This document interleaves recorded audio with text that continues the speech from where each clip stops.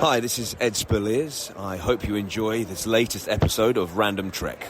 Thank you very much. Yeah?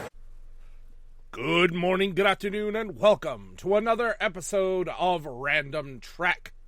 I am your unassimilated captain, Christopher Ingle, joined as always by my first officer, a man who in the alternate universe absolutely would not have been responsible for killing Elnor. It's Commander Brennan, the Mystical Mar. Brennan, how we doing? Doing good. Today, we are taking a look at Season 2, Episode 3 of Star Trek Picard, Assimilation. And this one is a little special to me because this is the first of 2 episodes directed by an unexpected Star Trek director, Leah Thompson. Yes, I thought that was very interesting. For those who don't know the name, she played Marty McFly's mom in the Back to the Future franchise. So I thought it was really interesting when I first saw that name come across that indeed she is the director of this and apparently is a bit of a sci-fi nut besides the one franchise we knew of that she had been in. So I thought that was a pretty bold way to come into it. Brennan, what are your thoughts on this episode going in? Because Season 2 was still a little rocky, I think, overall. Yes, I think the overall premise was an interesting one. We could argue that Season 2 doesn't really matter in terms of what ends up actually happening in Season 2. Which ideally was setting up something pretty big. But I think eventually they just maybe decided not to follow up on that. And I'm glad they did because Season 3, of course, is incredible. Yeah, Season 3 is absolutely fabulous. But this season, it's up and down, but I think this is an interesting start to the season. Yeah, so let's get into the details of the episode, and we'll talk a little bit about our feelings for it. So, we open up aboard La Sirena. They are on the La Sirena, and they are surrounded by the Magistrate, Seven's husband from this reality. They're surrounded, guns pointed. Seven distracts him just long enough for the group to overpower and kill him and the officers. Unfortunately, he did get a shot off, hitting Elnor. The ship comes under attack from the Confederation's ships, and the Borg Queen takes advantage of the moment and directly connects herself to the ship's computers. She ends up destroying the ships that are pursuing them and does a slingshot maneuver a la Kirk and Spock around the sun, creating a wormhole to go back in time to 2024. She tells Picard that they have to find the Watcher in Los Angeles at the time. The Watcher should know what Q changed to cause this new timeline. The ship ends up crashing in Le Bar, France, at a very abandoned Chateau Picard. And the Queen diverts all power from the ship to sustain herself, because it took a lot out of her to computate and to make that happen. Unfortunately, this results in the death of Elnor, because the biobed there's no power, can't keep it up, so he succumbs to his wounds, and Elnor dies on the table and with we Raffi. like his character a lot. We do. Yeah, well, this season's not fair to Elnor. We love him in the season 1, and this season just shoves him aside. We found out he's going to Starfleet Academy. That's great. Awesome. A Romulan in Starfleet Academy. Big deal. And now he's dead. And now he's dead. I was like, what? So Elnor dies, and Raffi blames Picard directly before leaving with Seven and Rios. They're going to go search for the Watcher to the best of their abilities. They know it's in Los Angeles. they'll try and figure it out from there. Seven and Raffi end up getting there okay, but Rios is transported in the middle of the air and falls down and cracks his head on a fire escape, hitting the concrete below. He should have died, I will be honest. Admittedly, yes. That kind of a fall, the way he did it, I'm like, Christopher Rios in West Side Story. Yes, but he is found and taken to this clinic. And so at this clinic, he is healed up by this Dr. Teresa. We like Teresa. Yes, we do. She's awesome. But before she leaves, before he can leave, how appropriate, by the way, even in 2024, ICE agents raid the... well, they're not called ICE. Well, on the back of their jackets, that's what it says. Does it say ICE on it? I didn't notice. Anyway. It does, which rings very interesting nowadays. Considering this was 2022, ICE, we don't like to get political, They've but... been around for 25 years. But how apt to today, that this is happening. And I'm sure the writers and everything, even in right before 2022, they were thinking. But... Yes, it's an all too familiar sight nowadays. Yes. So he tries to help her out and pretend to be a doctor, but this doesn't work with ICE, and they take him and Teresa away, leaving his communicator behind. Meanwhile, Girardi says, we've got to find this information. I think I have a way to do this. She's in a powered-down state. If I connect myself to her mind and do a sort of assimilation without being assimilated, I can get the information. And Picard is adamantly against this. Adamantly. She's got to go in there and basically help fix the Borg Queen.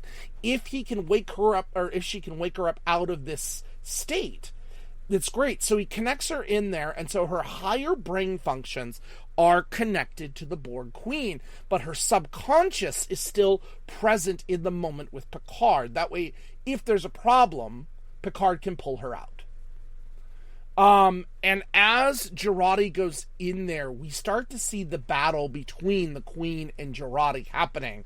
And it seems at first that the Queen, as she's getting stronger, begins to get the better of Agnes. And Picard ends up pulling the plug from her. But Agnes is not stupid.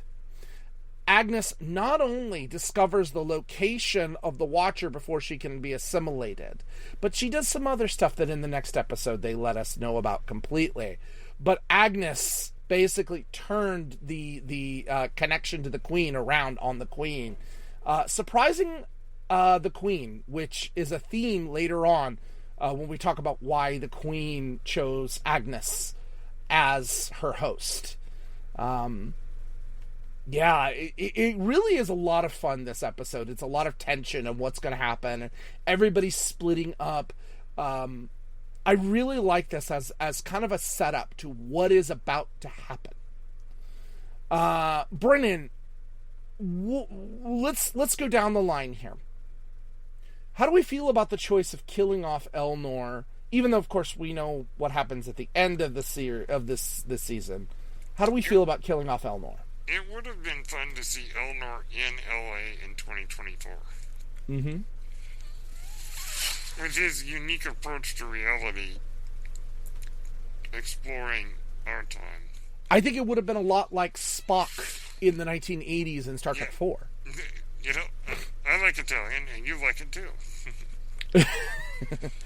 Yeah, I'm not... That would have been fun. I kind of missed that we didn't get that.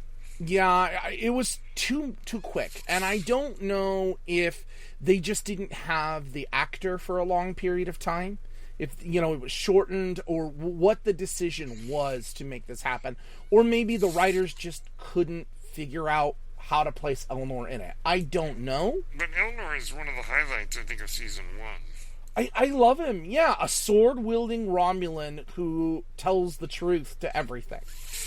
Love that. Yes, absolutely.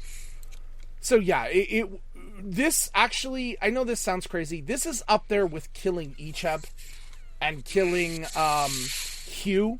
Yeah, good point. I'm like, these are characters I like. We don't have a lot of them, but I like these characters. Well, killing them off. Now, again, by the end of it, Q undoes it all, which is fine. That's great. Little Deus Ex Machina for my taste, but, still, you made us go through this trauma and this tragedy. I feel for Raffi. Raffi is furious with Picard. Mm-hmm. And I think this goes, to their relationship and where this kind of goes from there. Because we know in season 3 she separates from Picard. And she goes off and does intelligence and things like that. I think this is an effect on that. Yeah, I think so. That makes sense. Okay. Let's talk about our good friend Rios and his new acquaintance and future love, Teresa. I really like the chemistry between these two. And the little boy. And Teresa has a son. I like all three of them together. Yes, they do a wonderful chemistry. And this was another one that when they announced that he wasn't coming back, I was like, oh, you're going to kill him off. Why are you killing him off? Please don't kill him off. They didn't exactly kill him off. They kind of did, but they didn't. But this chemistry that's happening, and by having a Latino captain, a Latino actor come in and deal with the themes of things that are going on today. We talk about all the time that in science fiction you can write things that often are allegorical. This is so direct.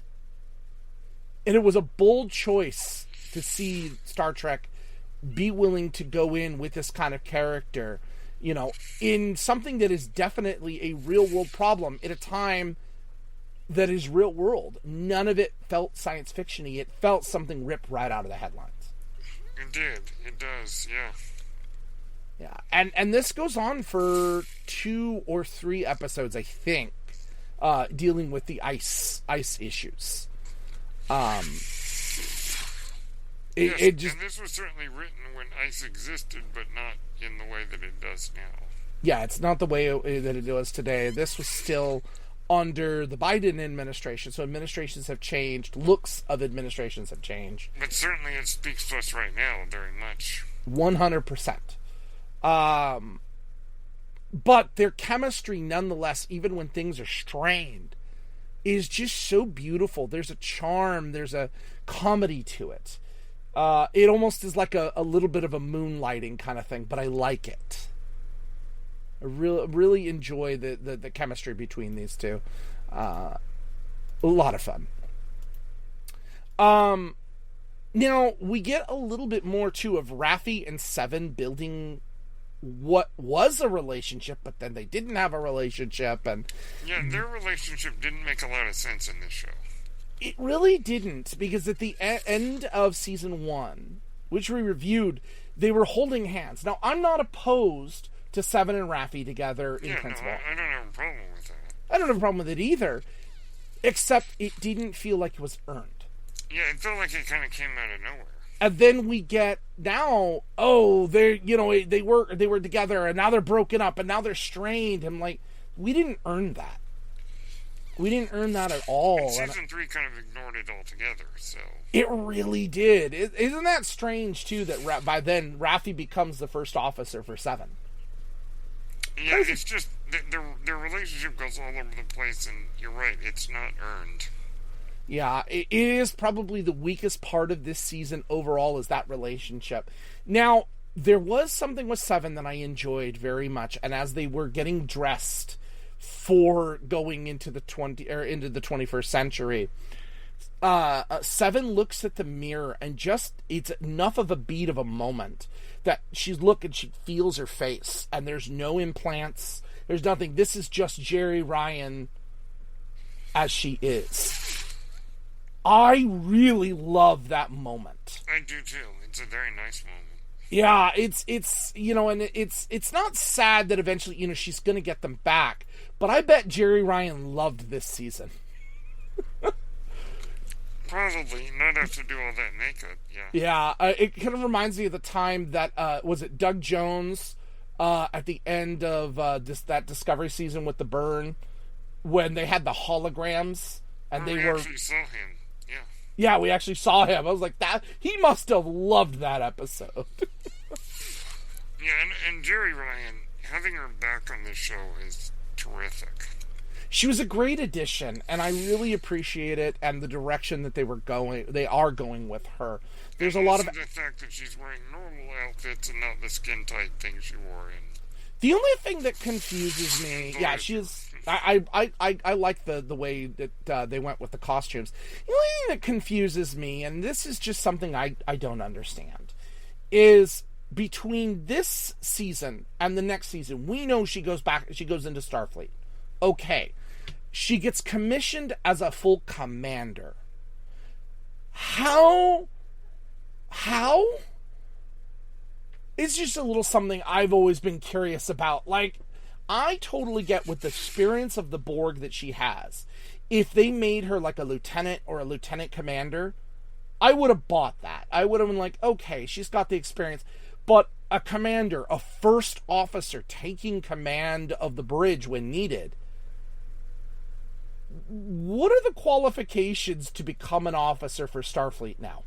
I'd like to know. Someone please tell me. I don't know, maybe because Voyager survived, they got special treatment. That might be part of it. That could be part of it, but man, did that make no sense to me either. It's nothing on season 3, and we'll stick to this episode. Finally, the tete-a-tete between Jurati and the Queen. How good does Annie Wershing and gosh, I can never remember her name. Alison Pill, thank you. How good are Annie Wershing and Alison Pill opposite each other? Indeed, and of course the late Annie Wershing, unfortunately. Yeah, this would be her last Star Trek role. It is definitely not her first. Actually, the first time I remember her was in the TV series Timeless, which I was very sad was canceled. I loved that series. Little time travel stuff. But actually, funny thing, her first role ever was in Star Trek Enterprise. First role ever. Fascinating.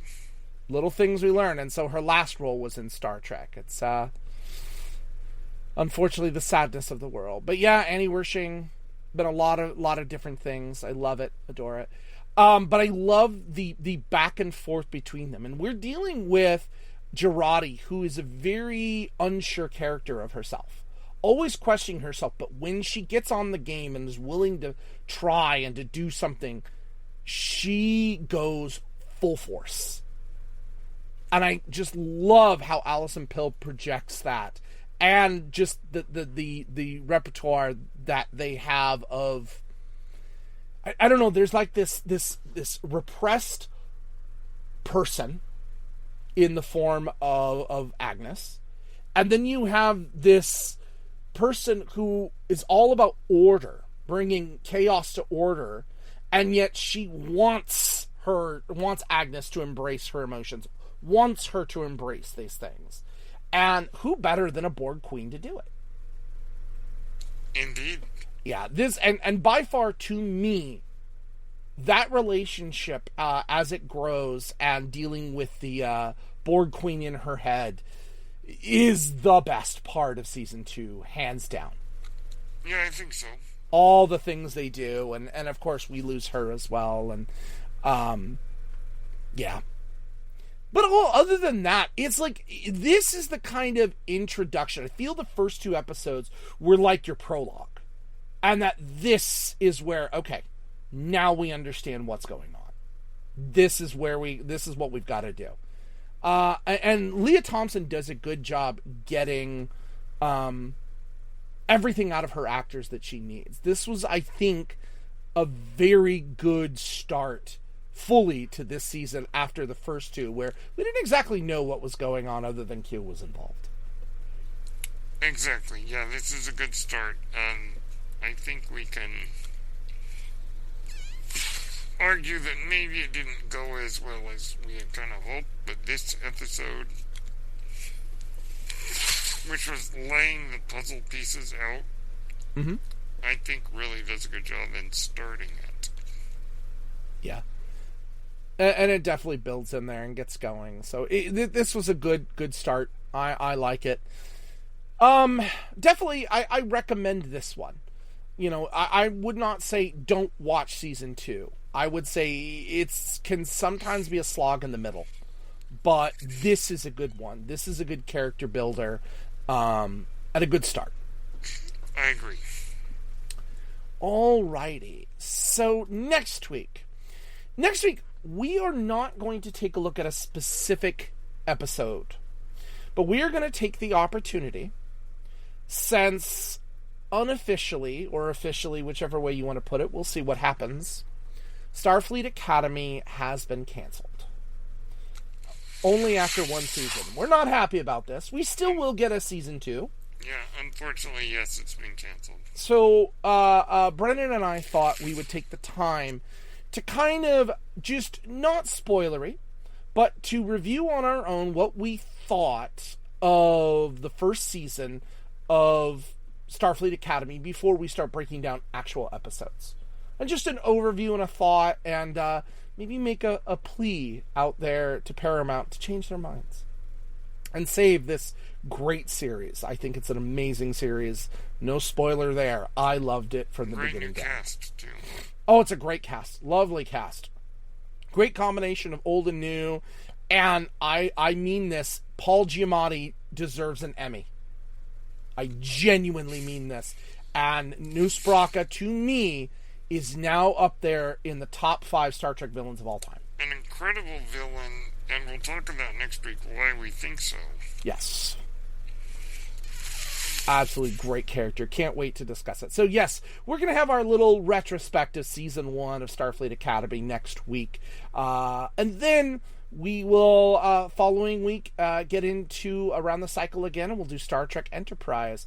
And our movie at the end of this month, we are taking a look at the insanely inaccurate but oh so awesome Revolutionary War movie, The Patriot, starring Mel Gibson. And we will have Chris Skywalker Doman joining us for this look at this Mel Gibson masterpiece. Say what you will about Mel Gibson, but man, when he goes in for an action historical type movie, he goes in. Yes, and there is a Starfleet captain in here that we'll talk about when we get there. There is a captain, and yes, it's one of my favorites from the recent years, which is why we're doing it. So, we'll take a look at that. Brennan, where could the people find you?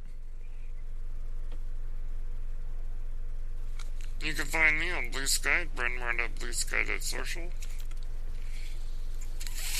Apple Podcast, Spotify, and YouTube at Page Turners They Were Not. You can find me on Twitch and Twitter at Ingle1984. But as always, we end every episode, Kapra, and live long and prosper. Peace and long life.